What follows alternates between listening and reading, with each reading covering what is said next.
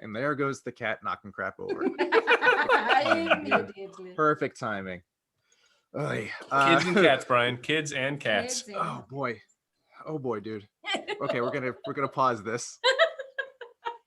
I don't think we are. Quick question. How come? See. Scratching the Oh, look at that. Is she stuck on the couch? Yeah, she is. well, lift her claw backward, like the way it came, and No, because she'll never learn. She got it. She has to learn. No. They just don't. Anyway. Okay, here we go. From the top, take two. Use take two. Take two.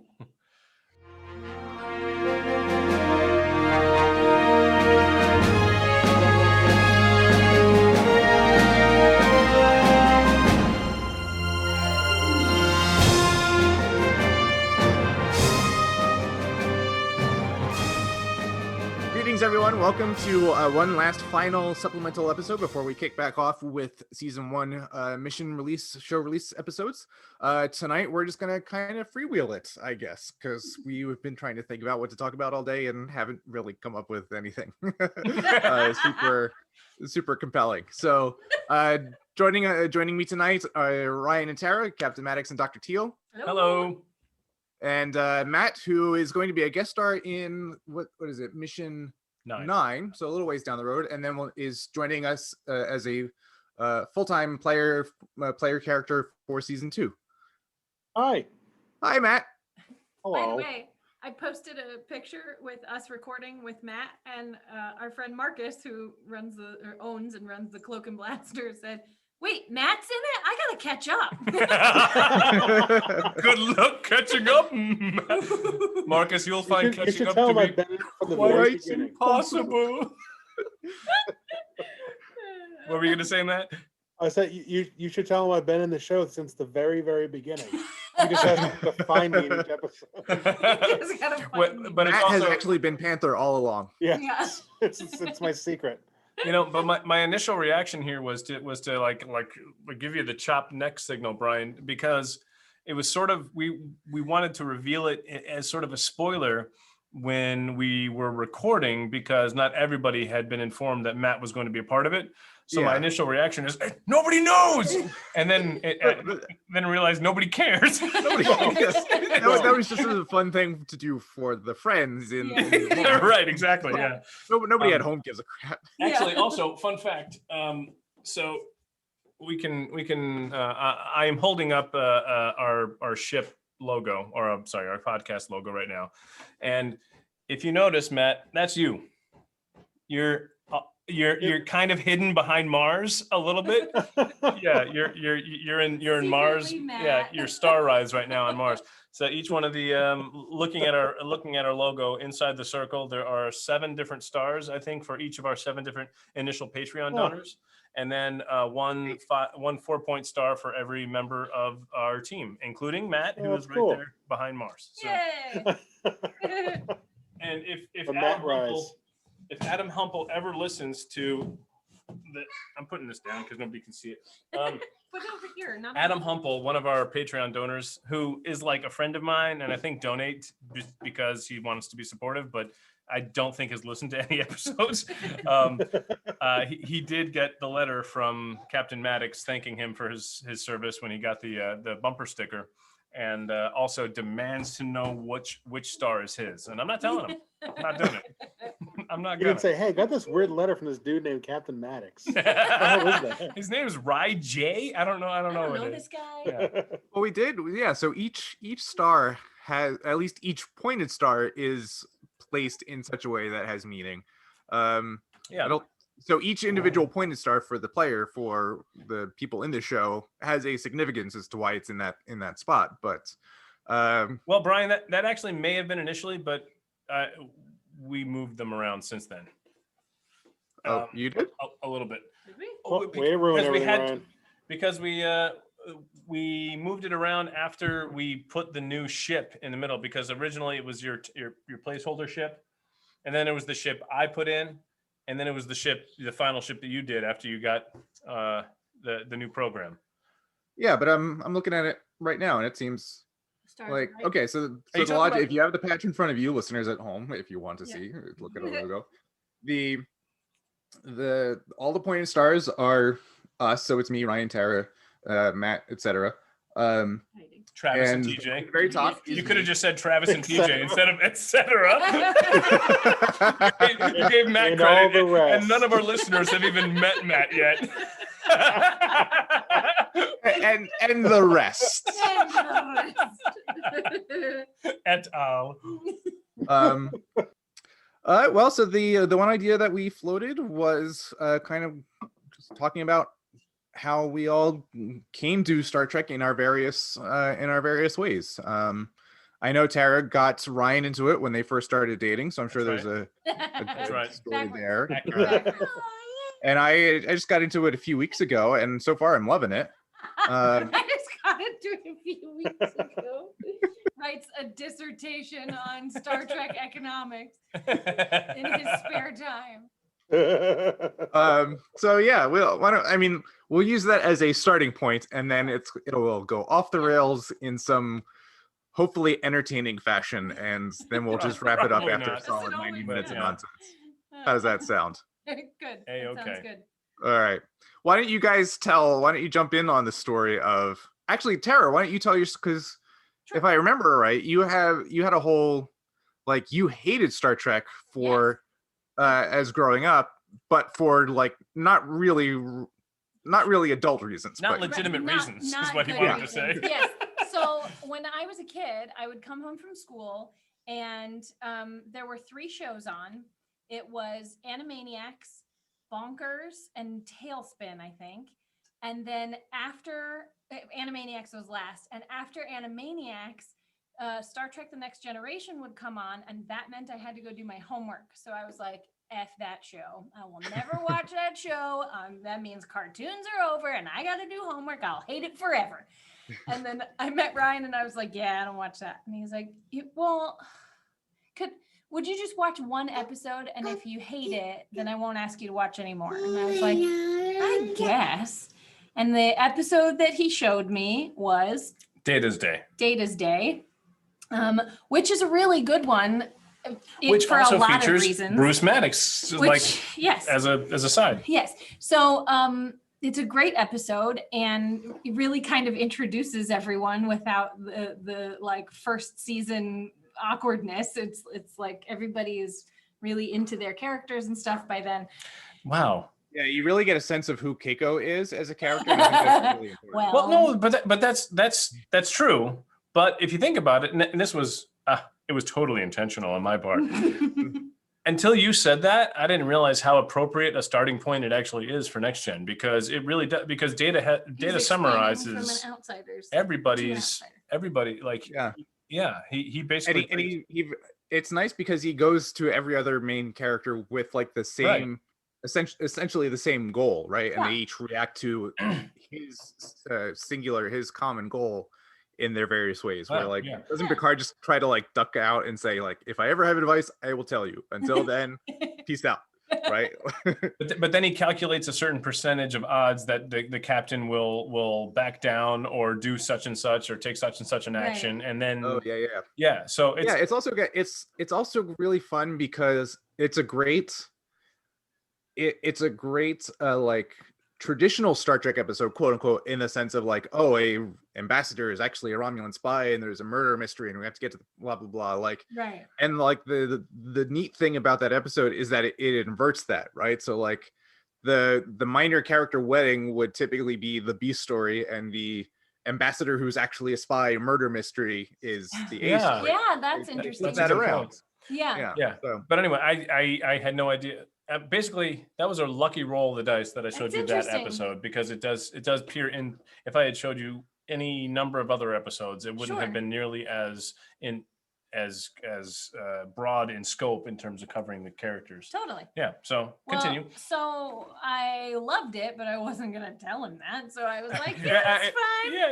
I was like, so what'd you think? And I remember this moment. She's sitting on the couch, and like a lot is kind of riding on this, unbeknownst to her.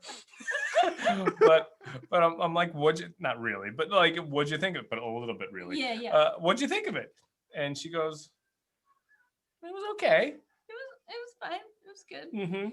And so he was like, okay, well, maybe we can try another I believe, episode sometime. no, I And believe was I like, said "Sure." it's okay. You don't have to watch anymore if you don't want to.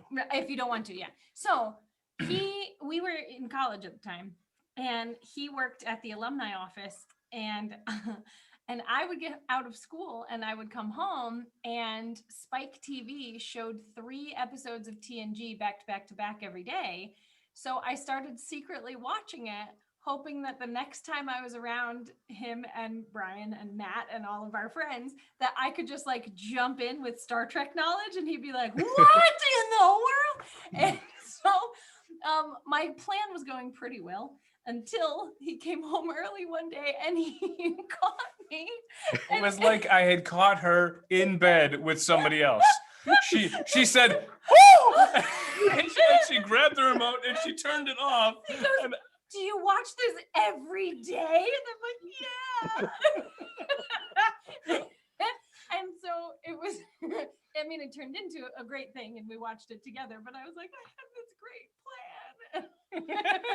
it was awesome. But yeah, so we watched all of TNG, and then because we were in college, we couldn't afford to do a whole lot outside of school and our jobs. So we would go to the library and we rented all of DS9. Yeah. And we rented all of Well, Lost, and we rented several other If I shows. can correct you, that I we think blasted through. Brian let us borrow his DS9 collection. Is that right? Yes. Possibly. Yeah, I think Brian That sounds right. We watched DS9. So at that point I had seen all of TNG and all of DS9 and really nothing else. And to this day, I haven't seen a lot of Voyager. I've seen a good handful of Enterprise episodes. You should watch And the original series with me. I've seen a good handful of You have to get through the original bad, though. series. You have to I see know. the basement. That's the trouble. There are some episodes that are so cringy that I'm like, I can't do this. None. So that's actually a question I would be curious about, Tara, is after that whole transition of Ryan introducing it to you and then watching it secretly and getting caught, but like coming around on Next Generation. Yeah. Do you remember whatever the next point where you would have first watched an original series episode in contrast, and like what your feelings were after like coming into Next Generation a little bit more and then seeing the world of the original series? With you, Brian, because so I probably described everything in such a way that made it seem like an actual full-on self-contained universe. No, I remember exactly what it was, as a matter of fact. Oh wow. Because I've never heard this story. It just all clicked together. The first original series episode that I watched was whatever the first series or the first episode is that we see Mirror Spock, because I made you a Mirror Spock costume. Oh. So I had to see what on earth I was supposed to be making. So you sat me down and made me watch the whole thing. I don't remember that at all, but it makes sense. Yeah. That That was my first original series, and I was like, oh, so he has a goatee, so he's bad. That's about right. And yeah, that was it for cosplay reasons. But now, today, if I may speak, well, I don't want to speak for you, but No. she said today on her own, I don't even think it was to me necessarily, but she said, I think I need a disco shirt. I did say that. I love Discovery. Referring to Discovery. I love Discovery. She's bought in. Now, I didn't at first. Brian's face is a little bit bit. No, it's fine. No, but here's the thing. Throw that on me. No, you're right. And I did it as a joke only because the next part was the reclamation. Ha, that's funny because that's from Picard. I saw this amazing post on social media where it's like this person said, I have been a lifelong TOS fan for how many years, blah, blah. He was commenting on somebody who made a comment on Discovery or whatever. And then said, I have been a lifelong Star Trek fan. I started with the original series, and now you're a fan of the last, whatever the most recent series. Maybe it was even Picard. And he says, so we're both fans. Welcome to the family. And it was like, that's the right attitude to have. Yeah. Like, it doesn't matter. You can love everything. Yeah. Also, somebody's tweet just recently was like, you can absolutely love a thing without knowing everything about it. Yeah. And that's so important for people to remember, because you don't need to know everything about everything to just enjoy Star Trek. And there's such gatekeeping Yeah, out there. yeah. I'm a gatekeeper, and I'll try to stop. Well, Are you really? not like I don't discourage people, but if somebody tells me, for example, that they loved Star Trek Beyond, like that gets me in a way that like it puts me on the defensive and on my heels, and I Like Star Wars fans who love episode 2. it doesn't apply to any of the series. I'll be honest. It's only to the Movies. Kelvin verse movies Interesting. that really gets me. But they don't know the rest, so they don't know what they're missing. So it's okay for them to enjoy those The movies movie, because yeah. the movies themselves are fine. Because they're just As- movie yeah, fans. exactly. They're halfway decent Star Wars movies. Yeah. Yeah. Matt, you haven't said anything yet. What do you Yeah. think? So what's Matt's origin story with Star Trek? Oh, back to the beginning. Yeah, sure. So On a time.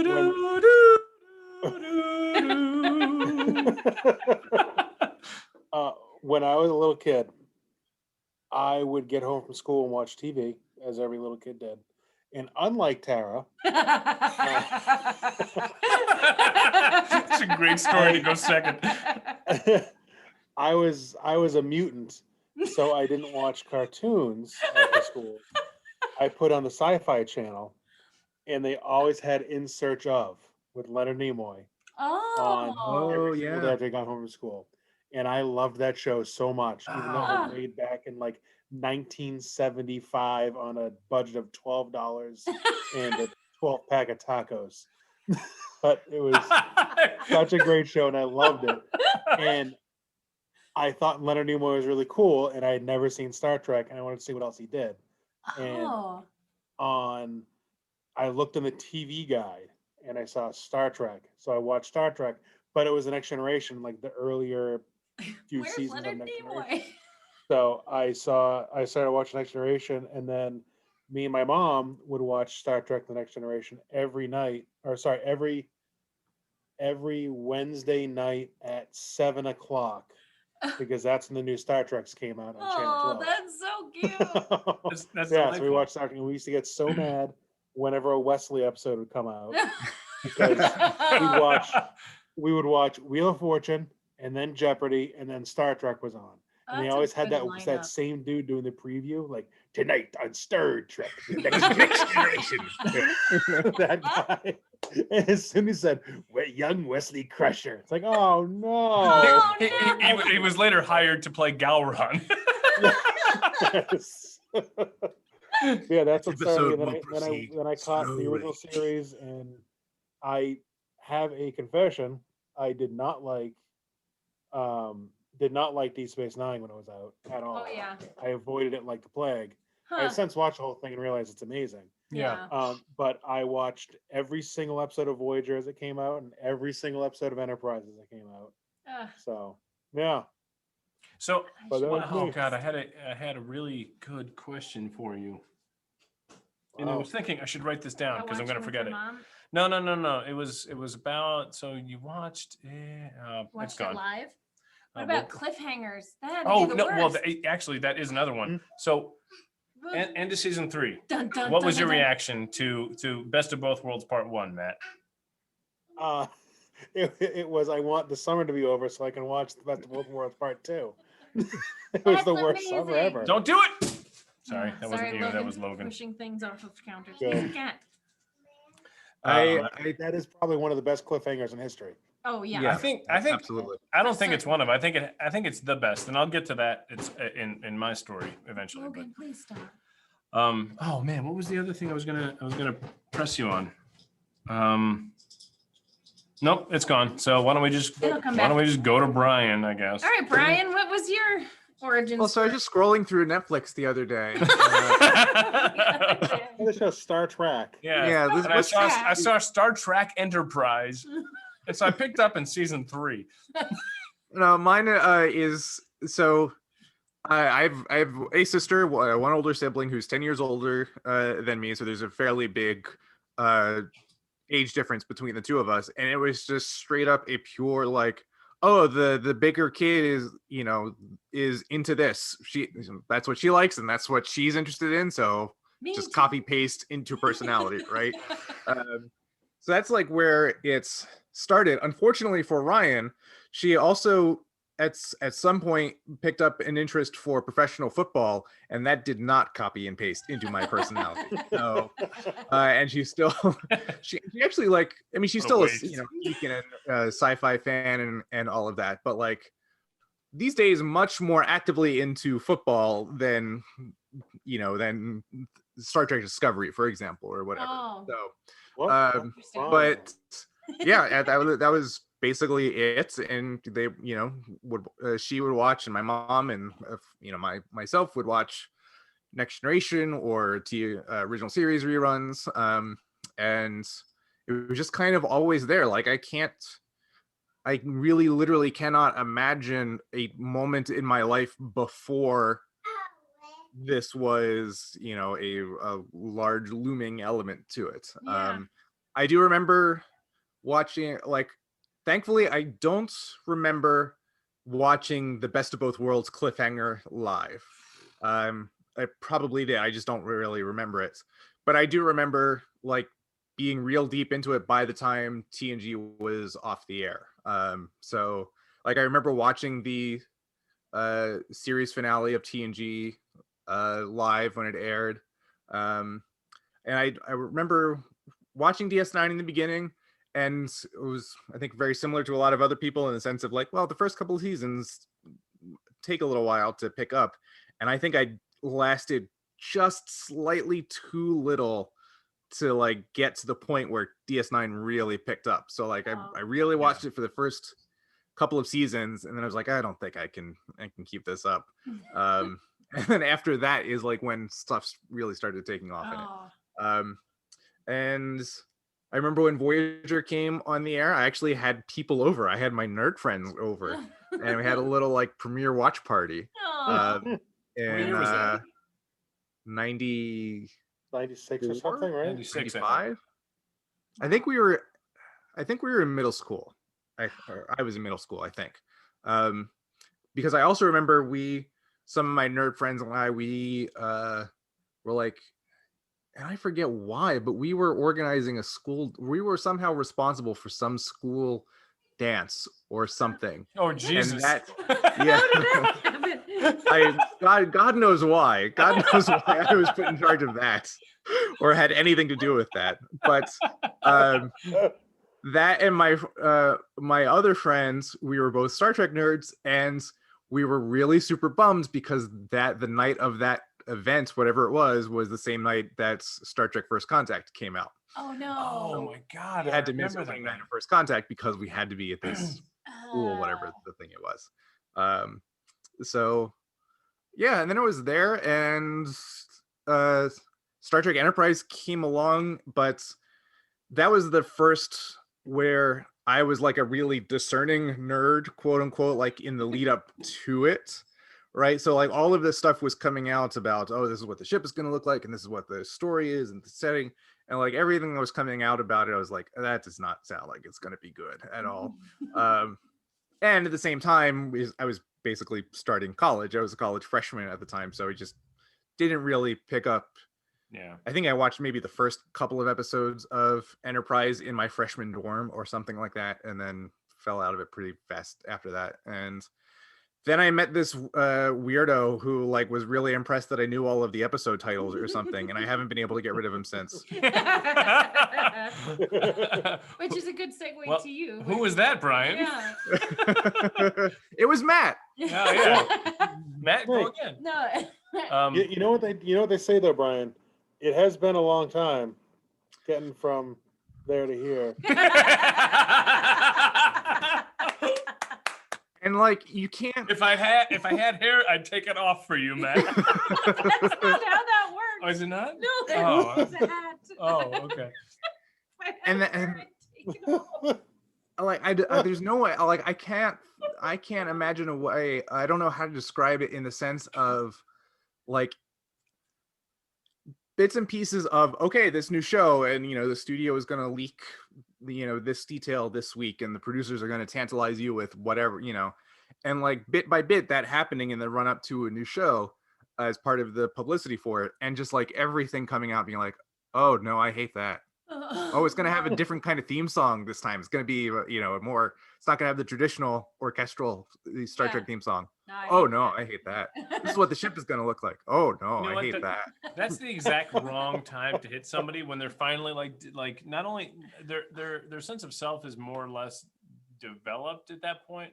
Maybe not, but Middle school? but at least like the most analytical you'll ever be and the most judgmental you'll ever be is when you're a freshman in college after you've been Yeah. exposed to the college world and you can actually realize, oh my God, I can have free thought. Like my opinions matter. And the things that are important to me are the most important things that will ever be in the whole world. And so I must have these. Like a college freshman is like the perfect convergence of nothing and you think you know everything. Yeah. Like it is that mentality, like the high watermark of that is college freshman. Yeah, for sure. Yeah. So when I remember very, very distinctly.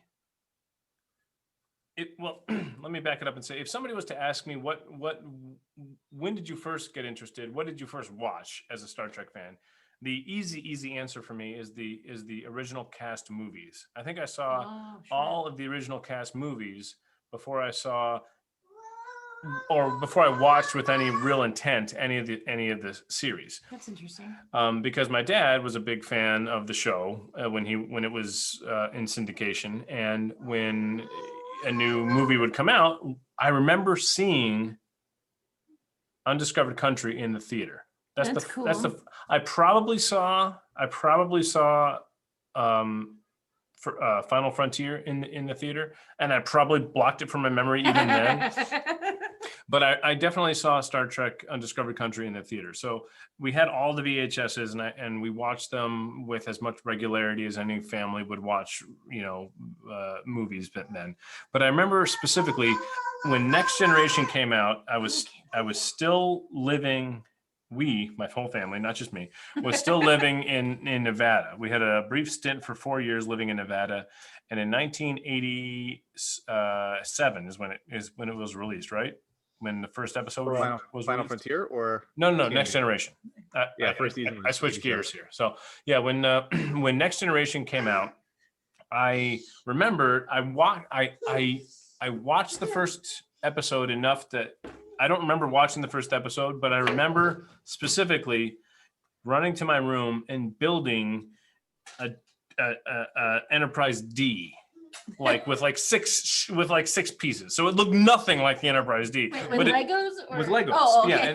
And in my mind, it was like a perfect Enterprise D, and I started swooshing it around and playing because I was excited about a new spaceship. And then I asked my dad, oh my God, you were Harrison's age. Yeah, I was like, who did you did you like it? And I remember my dad's reaction.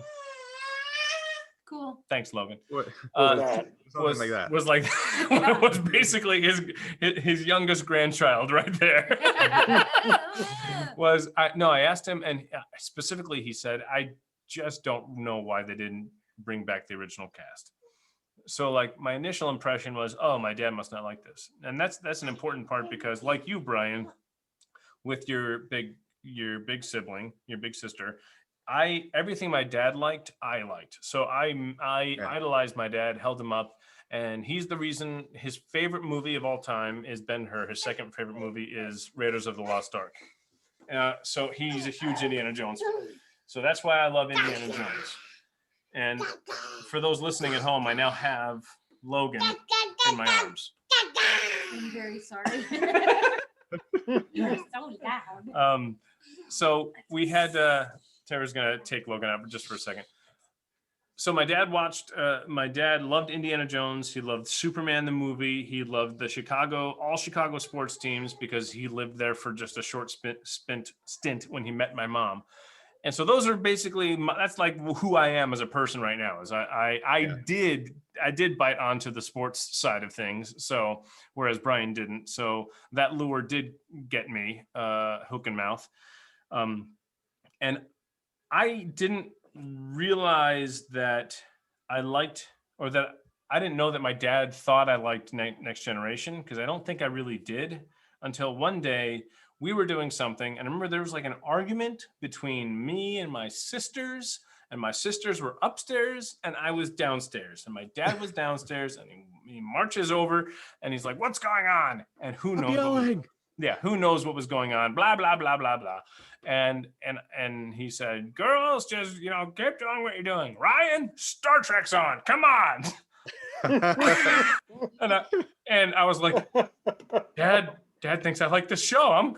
I do like the show. So I marched down and I watched the rest of the next episode with him. It had to be season 1 or season 2. So it couldn't have been very good, whatever we were watching.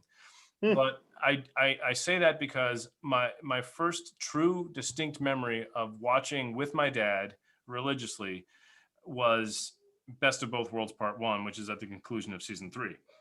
And I remember I was bought in. So I had been watching with him regularly at Wednesday at whatever time. And that cliffhanger came on where Riker says, "Mr. Worf, fire." And I remember at one point, very close to the end of the episode, about 15. Yeah, I remember it was like 46.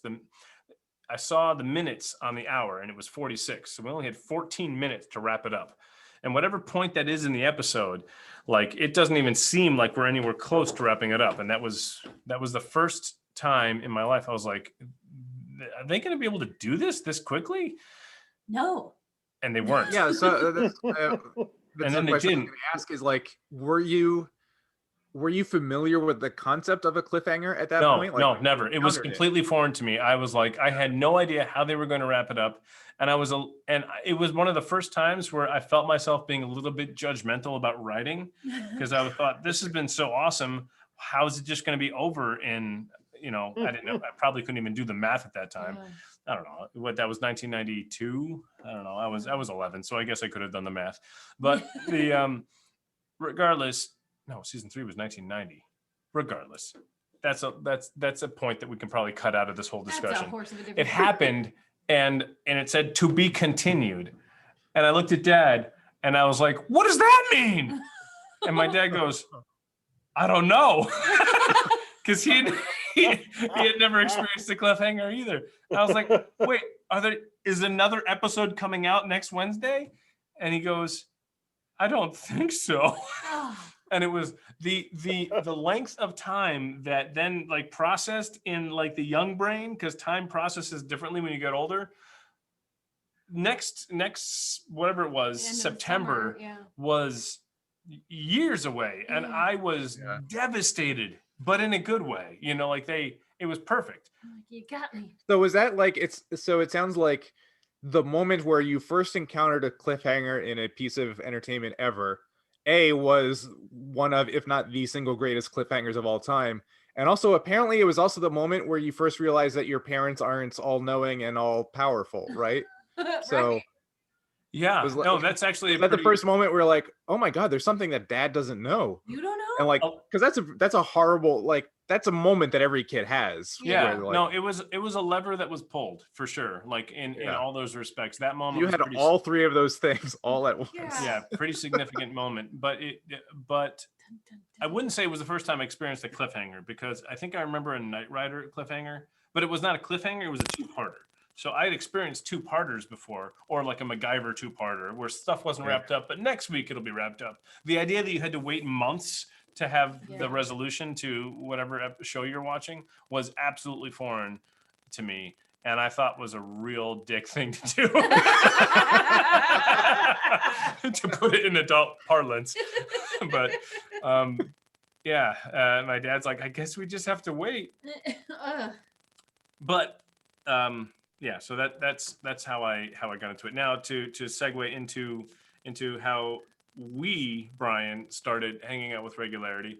I remember you mentioned one time at one point you liked Star Trek, and we were in the dressing room, the classroom, whatever it was, the hangout before you go on stage area of Alice in Wonderland, when I walked up to you and just started quizzing you randomly about Star Trek. Where I was like, and the question that I asked you was not what the episode title was or whatever it was. It was, what's the registry number of the USS Enterprise? And you Oh, go, really? That was the question? that's what it was. And you said NCC 1701. And I was like, oh, this is a gamer. And that's literally like, I don't remember that moment, but I must have gatekeep judged you in that moment. I must. yeah, I'm sure you did. Who's this guy think he is? Get the hell out of here. We've had Can I say one more thing? I'm sorry, yeah. The last thing I was going to wrap up with was it was a contradiction to the previous experience I had with you, which was, and I don't know if I've ever told you this, but it was shortly after the College of Aeronautics was built. Maybe not, because I think that was later in our tenure at Embry-Riddle. Regardless, I was going out of the building and you were coming into the building. And I knew that I knew you from our theater group, the Riddle Players, but I don't know if we knew each other so much that we even knew each other's names at that point. But I did say, oh, hey, and you walked right past me and didn't say anything to me. So I don't remember that moment either, but like for the record, that semester was a super shitty semester for me so I think I was just in a perpetually bad mood for that like entire 4-month period or whatever the hell it was. So the fact that whatever kind of budding friendship that existed at that point survived that semester is pretty remarkable in and of itself. That's cute. And that's my story. I was gonna say, over time, we've had so many friends on like all different levels of geekiness. And oh, you're leaving, but I was gonna tell you. I have to pee so bad. Oh, go pee. And it's always fun when Star Trek, like an affinity for Star Trek reveals itself in a new friend, and you're like, oh, I didn't know that you were. Oh, that's wonderful. And one of the most memorable, our friend Mark was playing cards with us, and we were all sitting in our basement playing poker, and he had sort of stumbled over whatever he was gonna say, and so his recovery was play Damjat Human. And Ryan looked at him, and it was like in cartoons when you see heart eyes go straight to another person. It was that moment, and we were like, oh, you, oh, good. And later that same week, he texted me because he was watching Generations.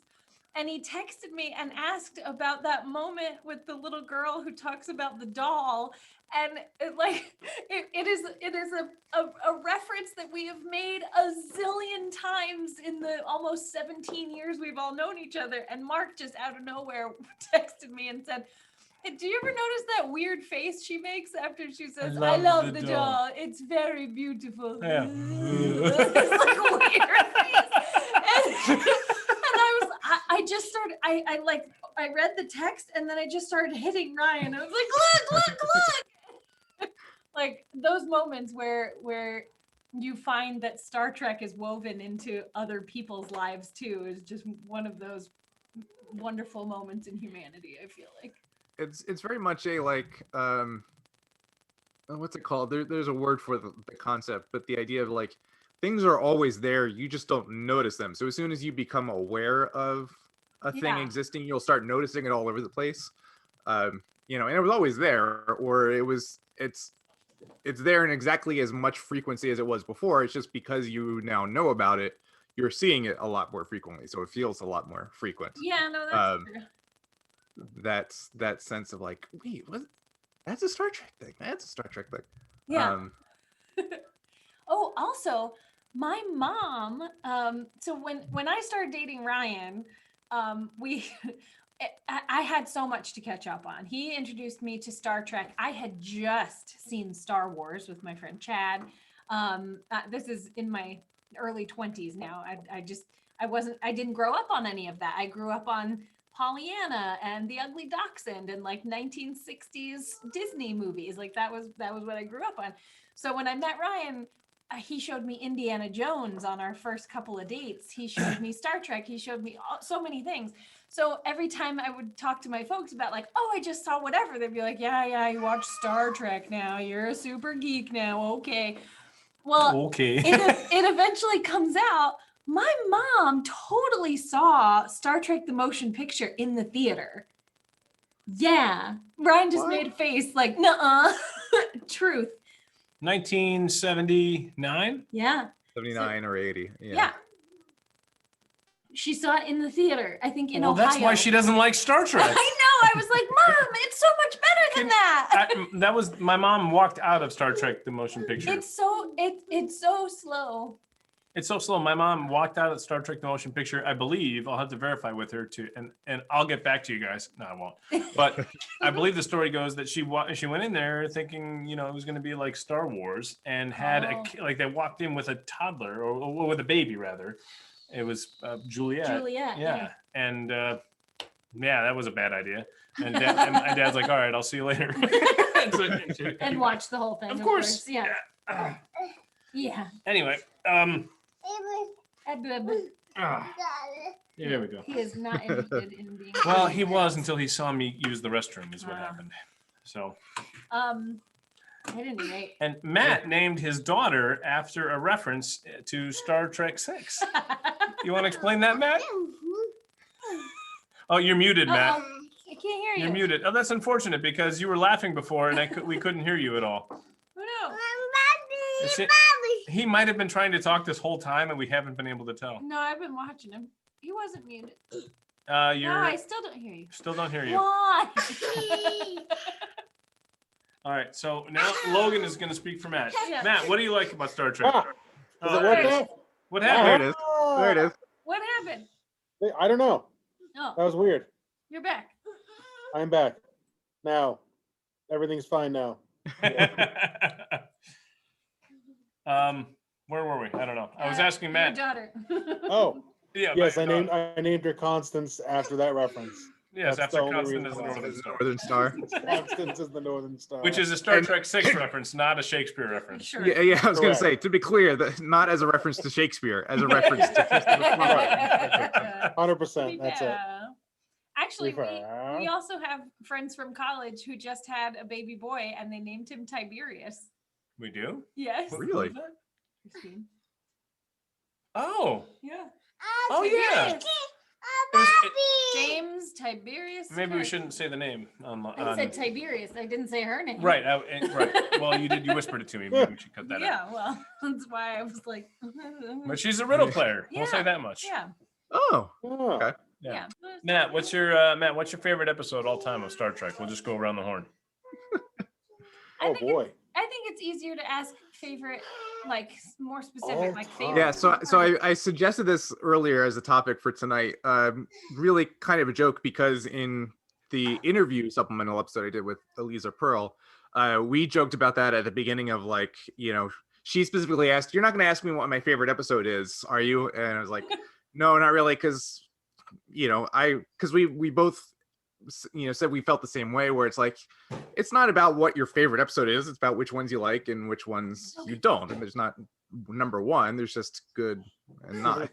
So and then I sprung it on her as a joke question at the end, but Yeah. Oh. But I don't know. There's still legitimacy to that question because it doesn't mean it has to be the best episode of Star Trek. Just what is your yeah, favorite? no, there's There are I, episodes. like as an answer. Would you let Matt speak? Fine, go ahead. What I would say is if a person wanted to offer like these 3 or 4, I think that's would be an acceptable, presentation Yeah. of that topic. Sure. Yeah, because there are episodes where if I want to watch an episode of Star Trek, I'll just throw it on. Yeah. You There's know, and I things can that like you watch throw those on for different episodes at any reasons. time. Like if you're in a mood for this, you'll throw on that and etc. Right. Right. Yeah. Oh, is that your answer? You're just giving a generic Are you no title thinking? answer? Me? Yeah, you, Yeah. Matt. Oh no. You know what episode I will watch anytime it's on, anytime I see it, Yeah. is Darmok. Dharma. That is one of my all-time favorite episodes of that show. But My episode that I will watch anytime I would throw it on just for fun is Family, 100%. Oh, Family is a good Yeah. episode. So, and Feel c'est bon. if there are gamers that are listening right now and aren't really Star Trek fans, so Darmok is the one where Picard gets beamed down to the surface of the planet and has to speak only in, the species only speaks in metaphor, in examples, in, Darmok and Jalad. Metaphors. Metaphor. Darmok and Jalad at Tanagra. Like, so they basically speak in communal shorthand. Yeah. And They speak in memes, pretty much. In memes. In memes, That's what we're basically. getting. I know we're getting there, and I'm so excited. Grumpy Cat. Yeah. Bernie, his hand's cold. Yes. Yeah, Grumpy Cat at the Capitol. Oh God. And Family is an episode where they really explore all of the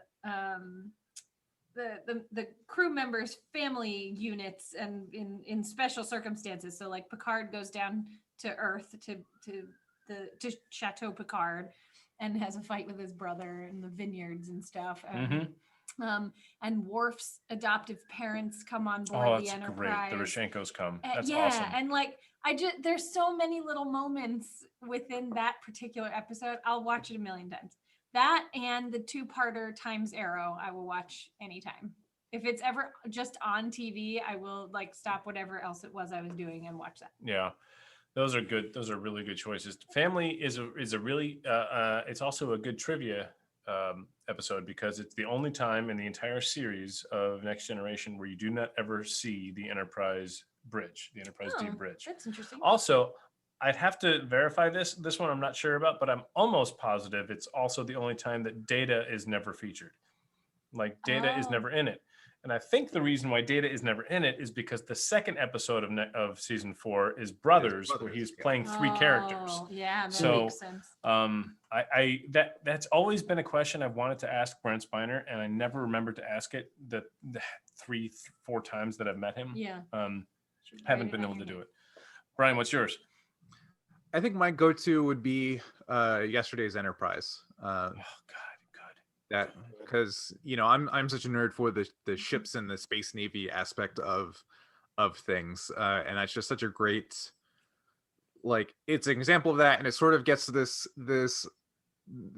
sense of like the evil space navy that is, it sort of indulges that concept of like an evil space navy, but with the characters that you already like, and in a context where it's not like mirror universe evil. They're just harder because they've been at war for so long. And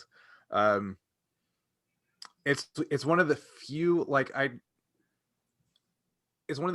time travel episodes that really, really work. Like there's some time travel episodes that don't work at all. Yeah. And some that are solid enough. But this one I feel is like really, really solid. And most of all, it's the fact that they took a main character whose death was completely anticlimactic and undramatic in a way that was kind of cool in its own sense, but just definitely like, okay, here's a main character and the actress wants to leave the show, so we're gonna kill her off real quick. Bye. And they use that aspect to create a really powerful story and moment for her character as like completely retroactively of like, no, this is a way to send off this character and how she would feel in this situation and that what she would respond or react to. Yeah. So Totally. and of course it features the coolest looking starship that there has ever been. We actually had a Who's on First moment back when I was watching Star Trek secretly every day, and Ryan said one day after he had caught me, he said, "Did you watch yesterday's Enterprise?" And I said, "Which one?" And he said, "Yesterday's Enterprise." And I said, "Yeah, there were 3 on yesterday. Which one?" And he was like, Yeah, that was a great moment. Now, yesterday's Enterprise is another really, really, really good choice because they have, again, you see every character, but brought to that character's extreme. And so we would never in our time see Picard go to the lengths that he did in yesterday's Enterprise. Like when Picard said, that would be the day. And he hops out of his captain's chair, Yeah. jumps over the tactical console and starts firing on the Klingons. It's like yeah, that is what Picard would do. But we never got to enjoy that side of him because he was like, you never had a Picard dedicated to war. You had a Picard dedicated to peace and exploration. But that Picard, which is something they failed to explore in Nemesis, you know, Picard's self-motivation will go in whatever direction needs to be headed towards in that moment. Yeah. And like in yesterday's Enterprise is a great example of that. My favorite episode is much more popcorny. And every time I go to talk, Every time my it's opinion. your turn to speak, it comes You over know, and makes noise. that's okay. Come here, Logan. But my favorite, by far, bar none, I will always answer this question this quickly and just say it's cause and effect. It is a great Star Trek episode with technobabble and absurdity brought, like, you know, measured to normal, and none of it makes sense, but it all makes sense. And it's like, if you think about it too hard, it doesn't work. But if you think about it just lightly enough, it's a perfect episode. I love that. I love Which one? Cause and Effect. Oh, yes, you do. Yeah. I do too. No, we've watched that a lot of times. We've watched that one a lot of times. And that one is the one we probably all reference the most because we used to play poker together all the time. So every Oh, card. yeah. We invented a Didn't whole we make a card whole game. game out of threes? Yep. Yes. We made it. We made a hand in poker. And Wasn't That's seven right. card. That's what it was. It was Yeah. it was Data's deal. It was Data's deal, where if threes were wild, three of a kind were wild, but if you got three threes, you're out. Yeah. The only person that ever got 3 threes was Brian. and you threw your hand down and you left.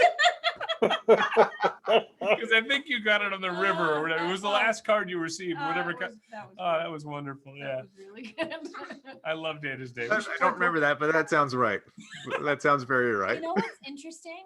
We all just talked about our favorite episodes and we all chose TNG episodes. Huh. We said favorite Star Trek episodes. It could have been any series. Well, mine's weighted because I've watched TNG way more than I've watched all the others. I've watched Yeah. every single show, but But any of those could have spoken to you to the point where you're like, oh, this one of this show. you know what though? To Brian's point, I am watching. Oh no, it was to Matt's. I think I'm watching TS9. I'm watching DS9 again, Yeah. and I remember hating the first couple seasons. Yeah. Yeah. And like even the first seasons are really good. Like they are, the stories that they Writing's tell good. is just poignant. I don't know. Yeah. It's just There's solid writing all the way around. So I imagine when I get through all of DS9, my opinion Cause and Effect might still be there because that's got a special place in my heart. Right. But like I remember being blown away by Pale Moonlight for DS9. What's the episode in DS9 where Cisco is a writer in the 60s or 50s? 40s. Oh, Far Beyond the Stars. Yeah. Far Beyond the Stars is a fantastic episode where you get to see everybody out of makeup. And You know, I think this is it's like Doctor Who, like the first doctor that you see that you spend that time with is your doctor, right? And you'll watch all the other doctors, but they're not your doctor. So I feel like maybe TNG is our doctor, you know what I mean? And like, if you started on DS9, somebody might say that a DS9 episode is their absolute favorite episode if they're thinking of Star Trek or Voyager, Enterprise, or Discovery or whoever. But I think TNG is certainly my doctor. And David Tennant. To take it even a step further, my favorite Enterprise by far is the Enterprise A, because that's the refit that I was introduced to as a kid when we watched the movies all the time. And I also have an affinity. I have less of an affinity for the Star Trek, the original series show. But my go-to place when I think of a Star Trek crew, I think of the movies, The original in the Nicholas Meyer uniforms. So I think of movies 2 through 6. Like that's my Star Trek crew, and my ship is the Enterprise A. What is everybody's favorite Star Trek movie of all of the movies? Like, which one would you throw on, or if it came on TV, you'd be like, well, I'm gonna watch this. Well, I don't watch any of them, but that doesn't matter. Wrath of Khan. Wrath of Khan. Watch it every time. Yeah. Yep. Yeah, I'm and Ryan and I have had this conversation before. I'm a little weird in the sense that like I think Wrath of Khan is the best of them, but my personal favorite is Undiscovered Country. I knew you were going to say that. Yeah. Minus Generations.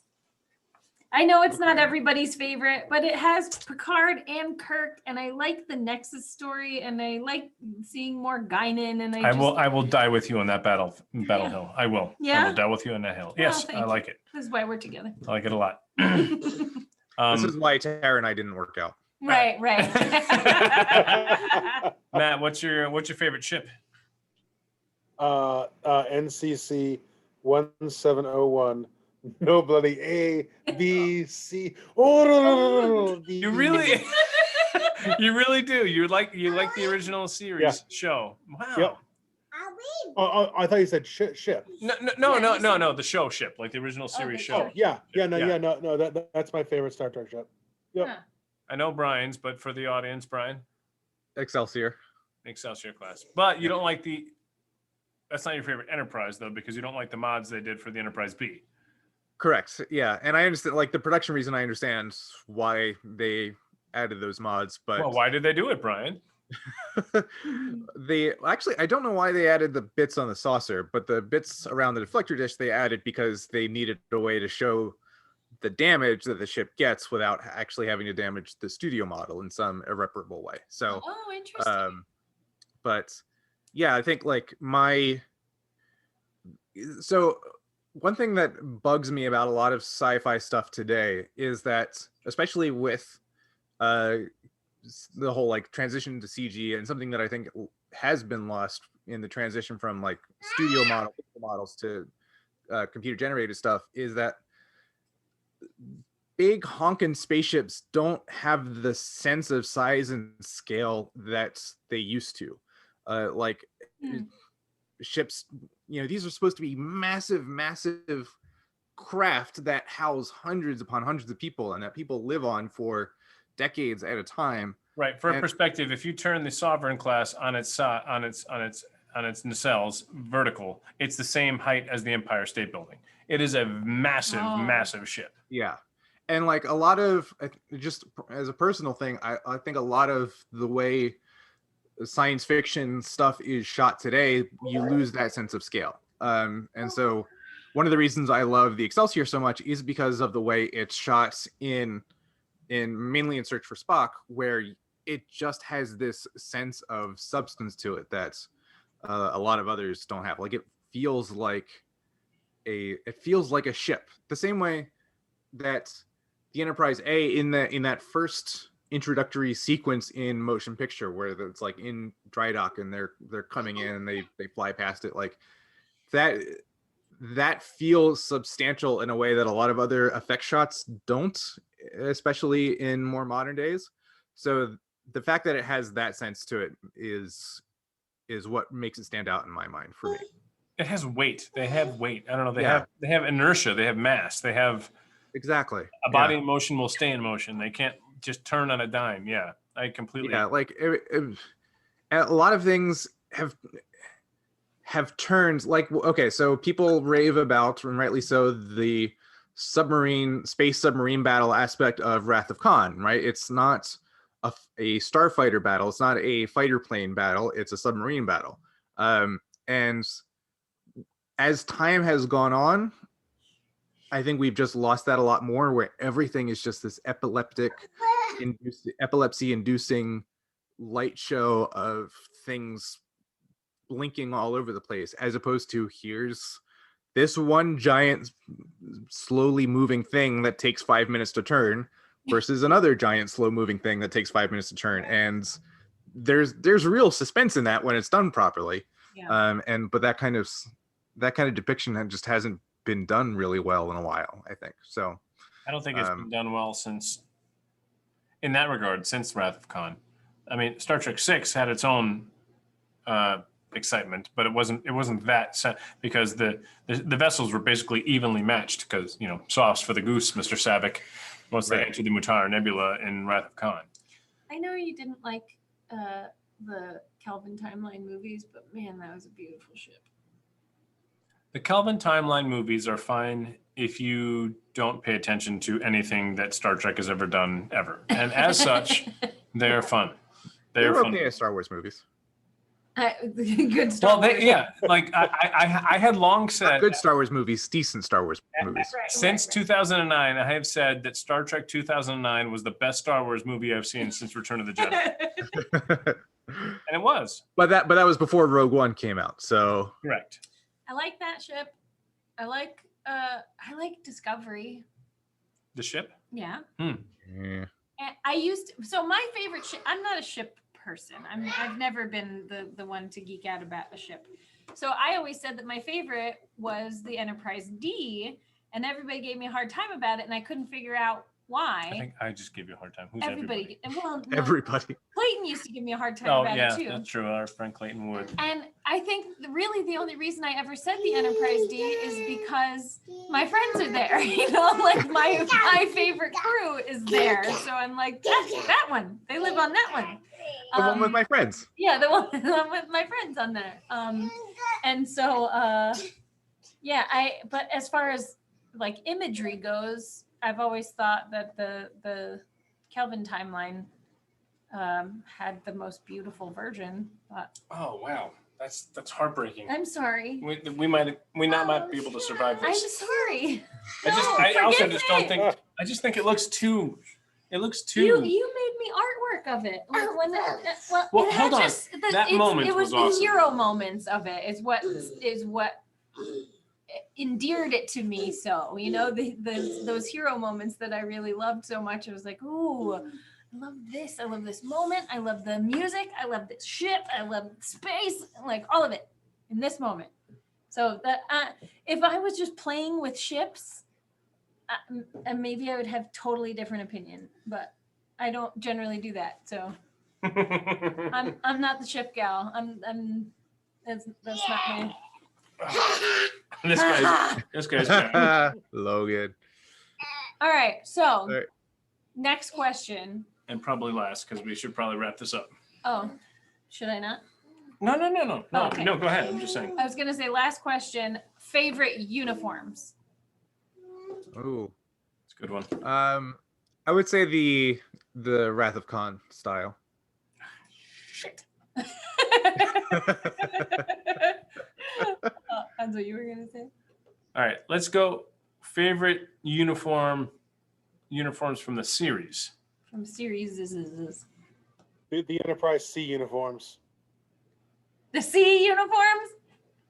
Yes, Matt, I'm with you. That was The which Which ones? one? What'd you the say? C uniforms. I said the Enterprise C uniforms to be a smartass. Oh, Oh, Because of the Wrath of Khan uniforms. but You those said- are different. Wait. You said the They are a little different. uniforms. I didn't hear you say Enterprise. I heard you say C, and I thought you meant SEA, and I thought of that the part where Data Oh, on the shoves US. Crusher into the Yeah, from Generation. Oh, when they're on the USS yeah, Enterprise. and Worf has to jump for his hat on the plank. That's Yeah. what I thought. Yep. I thought you made that joke, and I was like, yeah, that. Well, the only reason I said shit a minute ago is because I completely agree with Brian, and that's very uncomfortable. And that's uncomfortable. As far as uniforms go. Matt, yours? You guys might hate me. My favorite Star Trek uniform. So, all right. The Wrath of Khan uniforms, I think, look the best. I have a soft spot for the later Next Generation uniforms, like the two-piece Yeah. uniform. Yeah. Mm-hmm. But the uniform I would most like to have, because it seems really comfortable and it is functional, are the Enterprise uniforms. Oh. All right, that's all the time we have, Literally everybody. flight suits with 1,000 pounds. No. No, yeah, and they're the only ones. Like notably, those are the only ones that are actually functional in. They tried. any Yeah. way Yeah. at all. Yeah. because they actually have They're flight pockets. suits. Right. Yeah, they're Yeah. brilliant. Yeah, Yeah. no, that's basically what they are. They're Star Trek versions of Yep. flight suits, which Huh. makes sense. If you watch the Stargate series, eventually in that show, they essentially get their own version of starships that are basically just their version of the Enterprise or whatever else, and they just wear normal flights, Air Force flight suits. That's Derek is wearing right now, or whoever else is just wearing right now as part of their normal duty. They do that in Battlestar too. They just have their normal. Yeah, because they make sense. Yeah. That's what Yeah. you would. That's what because you that's want. what you would do if it were an actual real world Yeah. thing where you needed people to actually do a job, Right. as opposed to So just my wearing space pajamas. Sorry, go ahead. me or who? Brian, I thought I cut him off. No, I'm done. My favorite are actually the original series because I think they're so like 60s mod, like these little adorable uniforms. Even when the dudes were wearing dresses and stuff, That was in Next Generation. They wore dresses. Oh, was it Yeah. really? They did not wear dresses. Yeah. That's interesting. Yeah.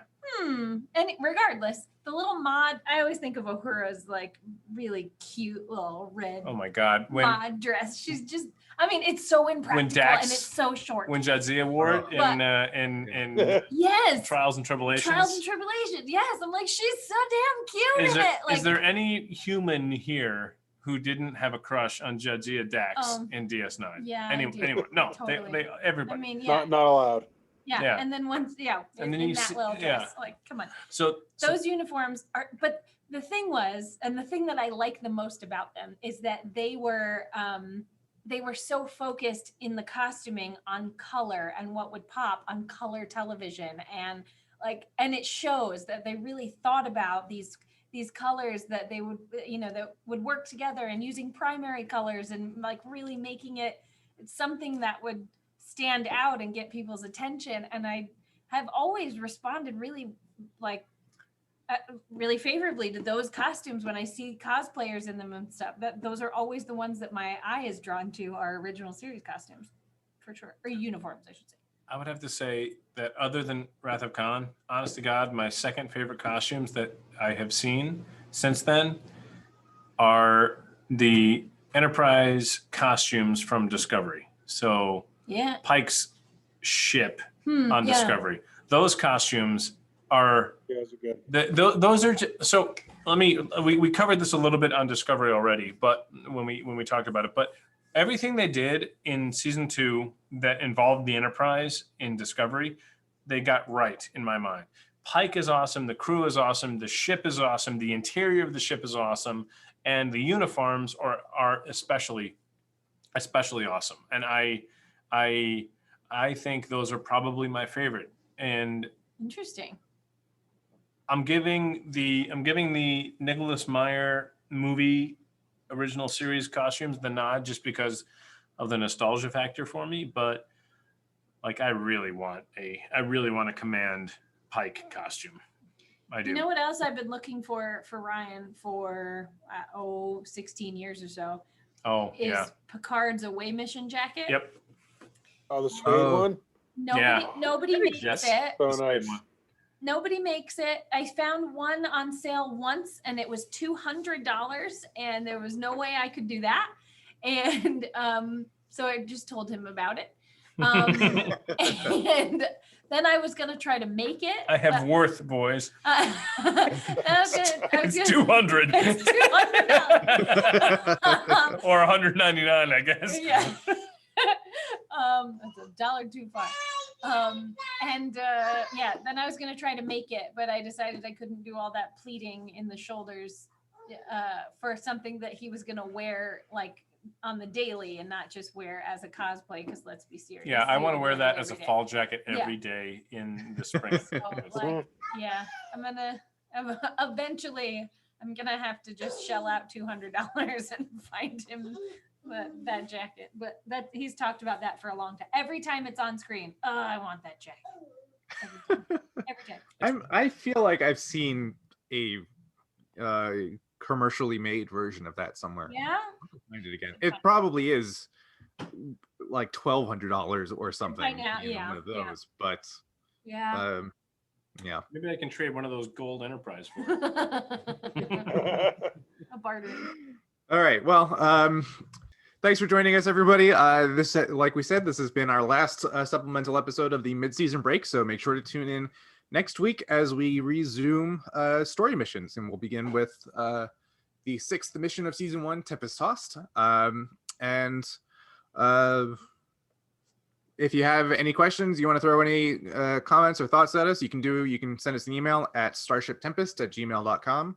And you can also find us on Instagram, Twitter, Facebook, Twitch, and all the rest of the social medias. Apparently TikTok now. Tara, is that right? Not yet. Not yet. Not We yet? don't have our own yet. Right now, it's under my personal one. But look for the hashtag Starship Tempest, and you'll see random Yeah. stuff on We're getting TikTok there. as well. And also, maybe TikTok eventually. Yeah. I just wanted to ahead. throw in really quick also that when you tune in next week, make sure you listen to. We're going to release 2 episodes next week simultaneously. There is the prologue to the Tempest Tossed mission. So we're going to have 1.6 prologue and then 1.6.1, which is the first episode of our 6th mission, the Tempest Tossed. So please listen to both. In the prologue, Brian is going to go over some player points system stuff that becomes important later on. So please give those both a listen. Yeah. So with the resumption of the season, and now as we enter into the back half of the season, we are introducing an extra element, which is kind of an experience point system. And so we go over that at the beginning, and then a couple of our players make use of it pretty straight away to some interesting results. So make sure you listen to all of that, or at least you're aware that all exists. And until next time, we will see you out there. See you See you out there.